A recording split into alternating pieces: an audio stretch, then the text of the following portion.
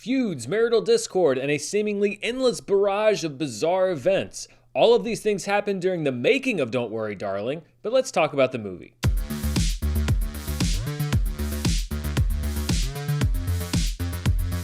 Hello everybody and welcome to my review for Don't Worry Darling, which hit theaters yesterday here in the domestic market. I was on vacation. This is my first video back, which is why I'm a little late in getting my review up, but the trade-off is that I'm going to discuss the movie first without spoilers and then with spoilers, because a large part of my discussion on this movie has to do with what happens in the last act. So if you haven't seen the movie, stay tuned for the first half of this review. If you have seen the movie and you want to talk about what happened, then stay tuned for the second half. So let's get started with the non-spoiler part of this review. Don't Worry Darling is the second film directorially from Olivia Wilde. Her debut feature was 2019's Booksmart, which is a movie that I really enjoyed. Olivia Wilde re-teams with writer Katie Silberman for this film. Silberman also wrote the comedies Isn't It Romantic and Set It Up, with an original story from brothers Carrie and Shane Van Dyke, whose original spec script started a bidding war back in 2019. Florence Pugh and Harry Styles star in Don't Worry Darling as Alice and Jack, a happy couple living in an idyllic but completely isolated 1950s community. While Jack spends his days working on something called the Victory Project, Alice cooks, cleans, and gossips with the other wives, except about the fact that none of them know what exactly the Victory Project is, or what their husbands do there, or why anyone who questions the Victory Project mysteriously disappears. As Alice begins to experience bizarre visions, her fairy tale life begins to crack, and she finds herself at odds with the charismatic head of Victory, Frank, played by Chris Pine in a role that he is perfectly suited for. Jack, it's okay. I'm curious to hear where she's going with this. I won't say much more about the plot without going into spoilers, but I will say that my biggest issue with Don't Worry Darling is the screenplay, and specifically the fact that I think it spends about 75% of the movie's runtime with what would be Act 1, which is that Alice is seeing these strange things, something is very obviously amiss with the Victory Project, and we don't know what, and we repeat that beat over and over and over again. I'm all for a movie that's a slow burn, but there's a certain point. If you're building tension, if you keep repeating those beats, you're actually doing the opposite. You're deflating the tension. And while I was very engaged with what was potentially going on in this crazy town for the first, I'll say 30 or 45 minutes, as the movie kept going on and not revealing anything more, I got a little restless. The last two acts of the movie are squeezed into the last 40 to 45 minutes of the runtime, and then I thought the movie ended at the point at which it started to get really interesting. When well executed, I think that a mystery can entice audiences with questions the first time they're seeing the film, and then reward them the second time they're seeing the movie with all of these different clues that were sprinkled throughout. I don't think that Don't Worry Darling is going to hold up to any kind of a second viewing, because if anything, the reveals of the second and third act make the movie more confusing, not less confusing, and I'll get to some of these specific questions later on in the review, but a lot of the things that happen early in the film are red herrings, but not in the good way. They're there to create an artificial shroud of mystery that the movie isn't able to satisfactorily pay off. Don't Worry Darling is a well-made film on a technical level. The look is really solid. It has a lush and antiseptic look when needed, but also a dirty and grimy feel when called for. It's even more great work from Darren Aronofsky's cinematographer of choice, Matthew Libatique. I also think that Olivia Wilde has a firm grasp on the language of cinema as a director. She's able to effectively craft a tone of mystery and suspense stylistically, but the story just isn't really there. And by the end of the movie, I kind of thought of Don't Worry Darling as one of the empty eggshells that Florence Pugh discovers at some point in the first hour of the movie. It's something that's interesting, but when you examine it and squeeze it, there's nothing inside. Florence Pugh may be the least visible member of the cast on the publicity tour, but she is the MVP of the cast on screen. The character of Alice is central to this movie's success, and if Florence Pugh didn't deliver, this movie would be a disaster. As it is, I think that Pugh puts in a really strong performance in service of a flimsy payoff. And let's be honest here, both on screen and off screen,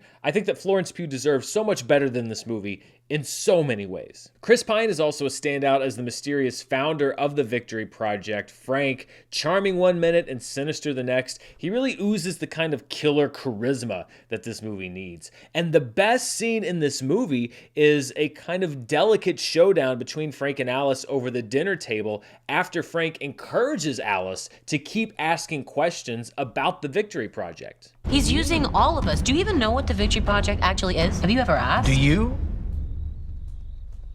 Is that why you went out there? And I think that this movie would have been so much better if that relationship had been the central one in the movie. If it had been about Frank, the founder of Victory, and Alice, its main critic, and this sort of battle of the wills. We get a little bit of it in the movie, but not nearly enough. And instead, the central relationship is between Alice and her husband Jack, who's played by Harry Styles. Harry Styles' performance is not the disaster that I have seen described elsewhere, but I don't think it's particularly impressive either. He shouts well, but I think he otherwise fails to hit the notes that are necessary to play a character like Jack, who's as eager to stay in Victory as Alice is to leave it. At one point, there is a very extended scene where Frank makes Jack dance for essentially the whole town, and it started to feel like a very cruel metaphor for real life. We see Harry Styles, who is forced to show off his best moves, drenched in flop sweat, for a crowd waiting for him to fail, while at the same time Florence Pugh vents about a genuine grievance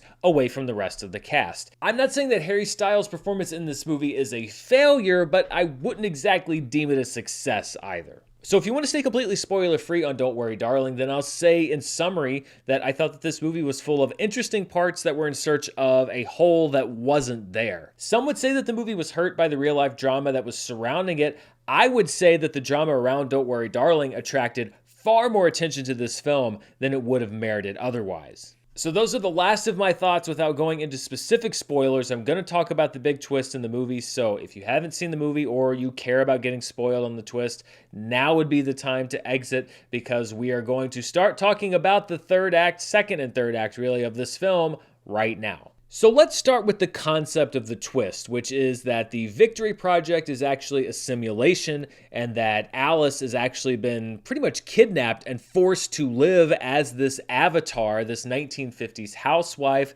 so that Jack can get to live out his fantasy as the husband who's the breadwinner, who's adored by his wife, when in real life he's kind of a loser. And talking about the concept of this twist, I actually don't have a problem with the idea of it. I think the concept of men taking women, essentially subjugating them, and putting them into this life as the 1950s housewife, I think that is a very interesting idea. It's an interesting concept. It's just that the movie doesn't do anything interesting with it. When it comes to a twist like this, the reveal for me isn't the important part. You can do any kind of plot twist that you want. The follow-through is what counts. Really, when you have a plot twist like this, it should illuminate certain parts of the movie, some of these mysteries that you've been setting up, but I think it actually complicated a lot of them more than they were before. A great example of this is Gemma Chan's character of Shelley, who's Frank's wife. As Alice attempts to escape, Shelley stabs Frank in the chest and she says, "Stupid man, now it's my turn." Which in itself is a shocking moment. You don't expect Shelley to do that. You don't expect Frank to die like that. But when you dig down into it, what does it mean? Was Shelley in on it? Was she resentful of Frank's power? Did she want to run Victory? Was she herself a captive who just broke free? Was Frank running things incompetently? Is that why he's stupid? What is it her turn to do? You could go any direction with this character, but the movie neither provides setup nor answers to anything beyond this one moment. It's a shocking moment with absolutely nothing behind it, and that's largely what I felt about the movie as a whole. Frank and Victory are such interesting characters and concepts that I would have loved to have learned so much more about. What was Frank like in the real world? Is he a rich monster? Is he a poor loser? We hear that he has some kind of a YouTube presence, that he's got his messaging out there to all of these different men. How was this world achieved? Where did the other men come from? Who did they capture to be their wives? We spent so much time in Victory, getting these repeat beats of atmosphere and mystery and these strange goings on. But when it came time to really do the legwork, and when I actually got interested in the movie, what's going to happen to Alice? What's the story behind Victory? What is the payoff to any of these other characters? The movie didn't do any of that work. Olivia Wilde's character of Bunny was actually a great potential foil and a fascinating character. Here's a woman who knew what was happening in Victory, and for selfish reasons, because she wanted to live with her kids, allowed dozens of other women or more to be brainwashed and subjugated for weeks, months, we don't really know, and didn't say anything to anyone about it. All of this is addressed in one scene before we literally race to the end of the movie. And we have people like Bunny and Frank and even Jack that could have been such complicated characters, and yet you leave so much with all of them on the table that it leaves me wanting more, but not in the good way. Not in the way of like, oh, I hope they make another Don't Worry Darling because I was so satisfied with this one that I'd like to know more about this world. More in the sense of, I think they've really squandered this opportunity and left a lot of stuff not told that should have been told. Now, I think that you can end a movie on a big twist. For example, The Sixth Sense, one of the best examples of this.